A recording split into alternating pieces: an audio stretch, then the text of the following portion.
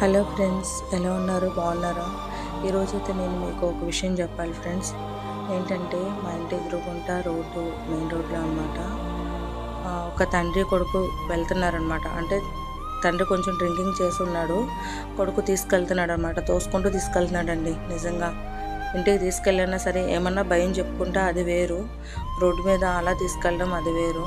తండ్రిని కనీసం నాన్నని కూడా పిలవకుండా అరే ఊరే అని పిలుస్తున్నాడండి. నిజంగా చాలా బాధాకరమైన విషయం అనమాట. ఎందుకంటే ఏమిచ్చావు, నాకేం సంపాదించి ఇచ్చావు నువ్వు, అలా ఇలా అని మాట్లాడుతున్నాను అనమాట. ఏమి ఇవ్వాలండి?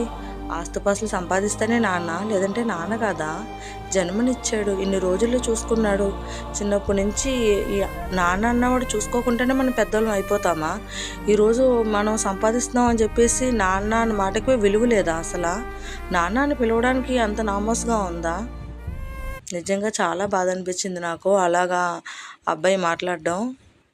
నాకైతే వెళ్ళి కొట్టాలనిపించింది అనమాట, అంత కోపం వచ్చింది. కానీ మనం ఇన్వాల్వ్ అవుతే బాగుండదు కదా, అందుకే గమ్మగా అయిపోయాను నేనైతే.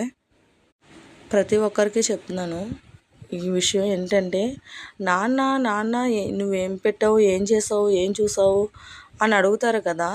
చిన్నప్పటి నుంచి ఏం చేయకుండా ఏం చూసుకోకుండానే మనం పెద్దవాళ్ళం అయిపోయామా? మనకి రెక్కలు రాగానే ఒకరితో సంబంధం లేకుండా ఎలా మాట్లాడతారు అలాగా? నాన్న అంటే అంత విలువ లేదా? నిజంగా అసలు తల్లి లేకపోయినా సరే రోడ్డు అంటే వెళ్తున్న ఎవరన్నా ఆవిడ అమ్మ అని పిలవగలుగుతాం, అమ్మ అని పిలిచి ఆ బంధం కలుపుకోగలుగుతాము. నాన్న అని ఎవరిని పిలుస్తాము? నాన్న అని పిలుపు ఎవరైనా పిలవగలుగుతామా మనము?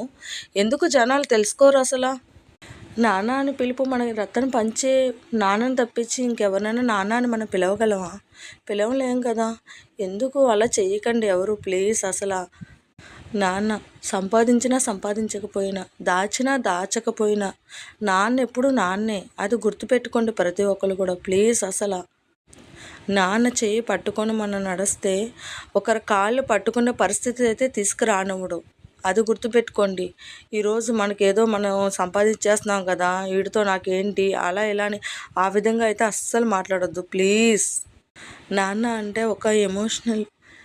నాన్న అని ఎవరినన్నా సరే, అంటే మామూలుగా ఎవరు కొట్లాడుకున్నా ఏదన్నా సరే నాకు కొంచెం ఎమోషనల్ అయిపోతూ ఉంటానన్నమాట.